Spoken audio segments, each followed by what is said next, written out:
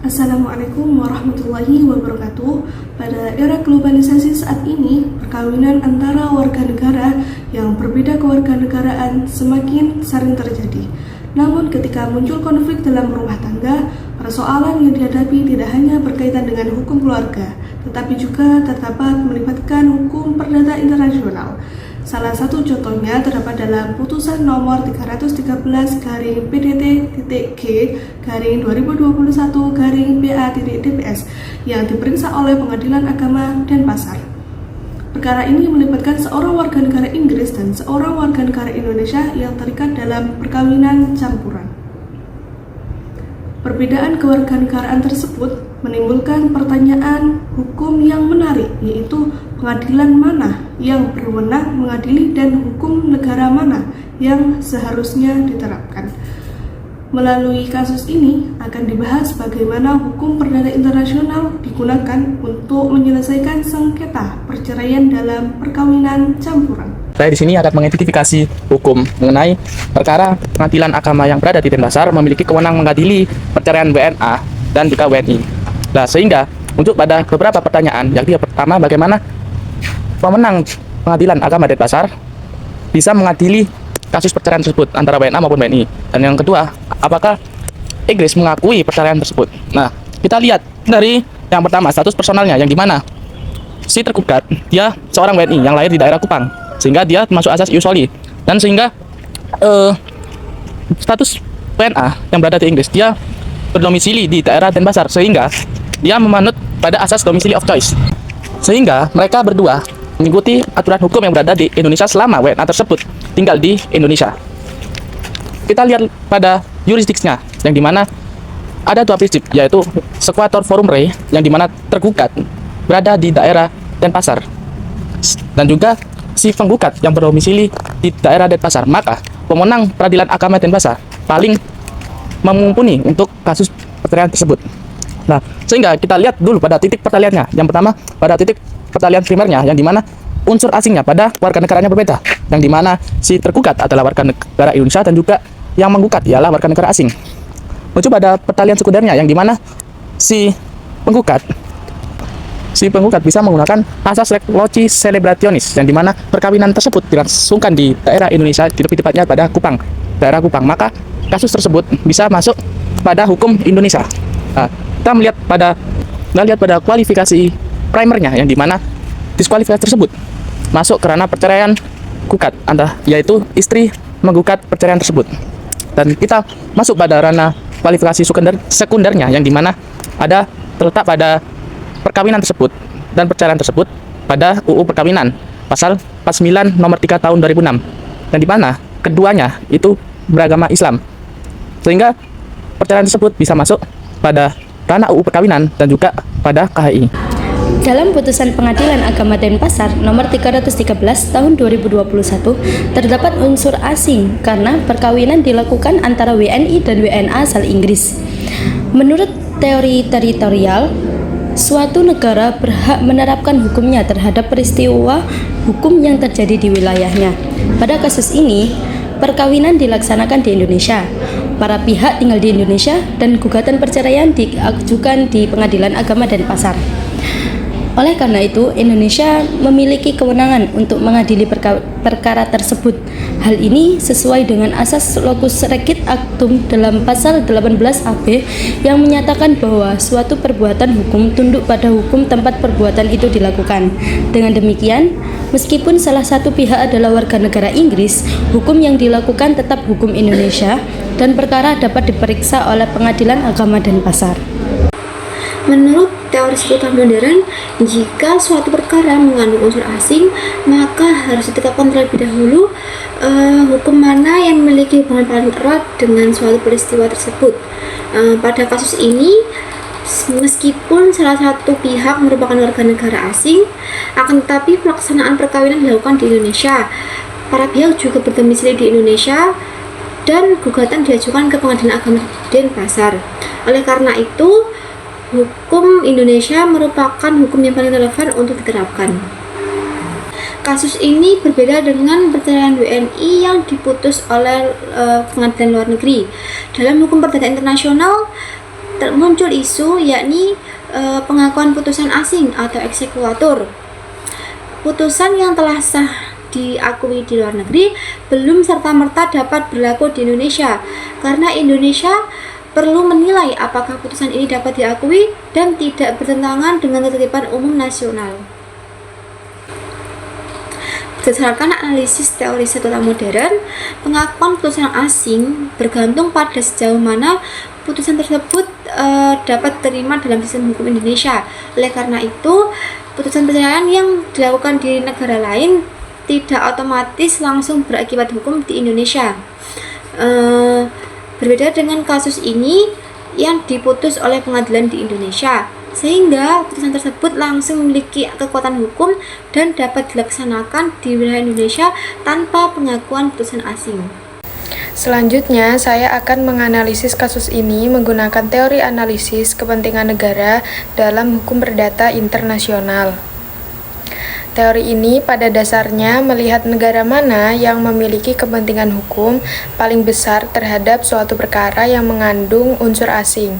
Jadi, tidak hanya melihat tempat terjadinya peristiwa, tetapi juga melihat kepentingan dan keterkaitan negara terhadap para pihak maupun akibat hukumnya. Dalam kasus ini, terdapat keterkaitan dengan lebih dari satu negara sehingga menimbulkan konflik hukum.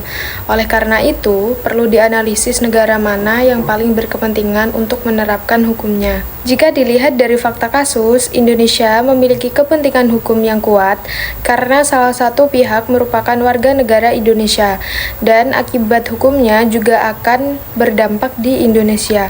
Selain itu, apabila sengketa tersebut berkaitan dengan status personal, perjanjian, atau perlindungan hak warga negara Indonesia, maka hukum Indonesia memiliki dasar yang cukup kuat untuk diterapkan. Namun, di sisi lain, negara asing yang terlibat juga dapat memiliki kepentingan hukum, misalnya karena kontrak dilakukan di wilayahnya atau salah satu pihak berkedudukan di negara tersebut. Karena itu, teori ini tidak langsung menentukan hukum mana yang berlaku, tetapi menilai terlebih dahulu kepentingan masing-masing negara terhadap perkara tersebut. Nah, menurut analisis kami, negara yang memiliki hubungan paling nyata dan paling besar kepentingannya terhadap akibat hukum perkara inilah yang seharusnya hukumnya diterapkan agar tercipta keadilan dan kepastian hukum bagi para pihak. Kali ini kita akan mengamati putusan MK menggunakan second restatement. Jadi, ada perkara perceraian di Pengadilan Agama Denpasar, putusan nomor 313 tahun 2021 antara seorang istri berkewarganegaraan Inggris dan suami WNI, keduanya Muslim, sama-sama tinggal di Denpasar. Nah, kalau kita pakai pendekatan second restatement of conflict of laws dari Amerika, ada satu prinsip kunci yang namanya most significant relationship test. Intinya, lihat semua koneksi antara perkara ini dengan negara mana. Hasilnya, pernikahan dilangsungkan di Indonesia, keduanya tinggal di Indonesia, kehidupan rumah tangganya dijalani di Indonesia. Gugatan juga diajukan di Indonesia, hampir semua jari nunjuk ke satu arah, yakni Indonesia. Dari sisi yuridiksi, second restatement bilang domisili kedua pihak itu cukup cari dasar yang kuat. Dan soal hukum mana yang berlaku, karena Indonesia punya hubungan paling signifikan, ya hukum Indonesia lah yang dipakai. Baiklah, saya akan mengidentifikasi dasar hukum positif yang berlaku di Indonesia dan atau hukum asing yang relevan bagi kasus tersebut. Yang pertama, pada UU nomor 1 tahun 1974, Struktur nomor 16 tahun 2019 UU Perkawinan, di mana dasar perkawinan terletak pada UU tersebut, sehingga mengandung juga pada definisi pernikahan campuran. Dilihat pada pasal 57, pada definisi pernikahan campuran, yakni antara dua orang yang tunduk pada hukum yang berbeda pada kewarganegaraannya dan salah satunya warga negara Indonesia. Dan pasal 60 menjelaskan bahwasannya syarat sahnya perkawinan campuran harus memenuhi ketentuan hukum masing-masing. Sehingga pada pasal 38 perkawinan dapat dijelaskan bahwasannya perceraian tersebut dapat dilaksanakan atau ibaratnya itu karena kematian ataupun perceraian. Pada pasal 39 ayat 2, perceraian hanya dilakukan di pengadilan. Menuju pada pusat peradilan agamanya, yang dimana pada UU nomor 7 tahun 1989, Jogto UU nomor 3 tahun 2006 Jogto, UU nomor 50 tahun 2019 tentang peradilan agama, yang dimana mengatur kewenangan pengadilan agama termasuk perkara perceraian bagi umat Islam. Nah, pada kasus tersebut mereka adalah agama Islam, maka pada pasal 49 pengadilan agama berwenang memeriksa perkara perkawinan, waris, wakaf, zakat, dan ekonomi syariah antara masing-masing orang yang beragama Islam. Itu pada pasal 49. Sehingga pada pasal 66 ayat 4, gugatan cerai telah diajukan pada peradilan agama di wilayah tempatnya si istri, di mana tempatnya domisili si istri terletak di daerah Denpasar. Sehingga pada pasal 73 ayat 1, gugatan cerai diajukan oleh istri ke pengadilan agama yang di wilayah hukumnya meliputi tempat kediaman si penggugat. Sehingga dalam peraturan hukum acaranya, yang dimana ada peraturan pemerintah nomor 9 tahun 1975 tentang melaksanakan UU perkawinan, di mana aturan teknis pelaksanaan perceraian tersebut adalah alasan-alasan yang dapat dijadikan dasar cerai oleh si gugat, yang dimana pada pasal 19 huruf F, di mana alasan cerai antara suami dan istri terus menerus terjadi perselisihan dan banyak pertengkaran yang tidak ada harapan hidup rukun. Sehingga pasal 26 tata cara pemanggilan pihak untuk hadir di sidang perceraian. Dan pada kita meninjau pada kompilasi hukum Islamnya pada KI tahun 1991 nomor 1 tahun 2001, di mana kodifikasi hukum warga Islam di Indonesia menjadi rujuk utama hakim peradilan agama dalam perkawinan. Baiklah, pasal 7 kita akan membahas melalui hukum asingnya dan instrumen internasional yang akan berkaitan dengan kasus tersebut, yang dimana pada Matrimonial Clause Act tahun 1973 di Inggris dan Wales, hukum perceraian utama dia dilaksanakan di Inggris, relevan karena penggugat adalah WN Inggris. Nah, sehingga pada pasal 46 dijelaskan kembali bahwasanya pengakuan perceraian luar negeri atau perceraian dilakukan di luar Inggris diakui jika sah menurut hukum negara tempat perceraian tersebut dijatuhkan. Dan salah satu pihak berdomisili atau biasa di tempat tinggal di sana atau bertempatan tinggal di sana. Sehingga pada domisili Matrimonial Proceeding Act tahun 1973 pada pasal 1 dijelaskan kembali bahwa seorang istri dapat memiliki domisili sendiri yang terpisah dari suaminya untuk menentukan domisili of choice-nya penggugat di Indonesia. Sehingga pada pasal 5, pengadilan Inggris berwenang mengadili perceraian jika salah satu pihak berdomisili atau habitually resident di Inggris selama 1 tahun sebelum gugatan tersebut diajukan. Nah, dalam ranah hukum asing tersebut yang sudah saya jelaskan, kita akan kembali pada instrumental nasionalnya. Sehingga ada pasal baru yang atau konvensi terbaru yang menyatakan bahwasanya peradilan agama Denpasar yang lebih berhak untuk menentukan dan menjatuhkan perceraian pada kasus tersebut. Dan di mana konvensi Tingkat 1968 tentang pengakuan perceraian, di mana instrumental internasional yang mengatur syarat pengakuan atas putusan perceraian lintas negara disebut oleh Langsung Sudarko Gautama dalam konteks kasus ini, yang di mana pada catatan Indonesia bukan negara pihak non signatory atau konvensi ini, namun substansinya dijadikan rujukan doktrin oleh Hakim Akademi HPI di Indonesia. Sehingga pada konvensi HAK 1970 tentang pengakuan perceraian dan pisah ranjang, yang dimana melengkapi konvensi tahun 1968 yang mengatur standar pengakuan mutual antar negara peserta atas putusan perceraian, di mana prinsip ini menjadi negara peserta wajib mengakui perceraian yang dijatuhkan di negara peserta lain. Jelas. Maka, secara keseluruhan, hukum positif yang bekerja dalam kasus ini terbagi menjadi 3 lapis, yaitu lapisan pertama, hukum substantif Indonesia yang pada merujuk UU perkawinan dan KHI, dan lapisan kedua merujuk pada hukum prosedural dan kelembagaan UU peradilan agama, dan AB yang menentukan pengadilan mana yang berwenang dan hukum negara mana yang dipakai.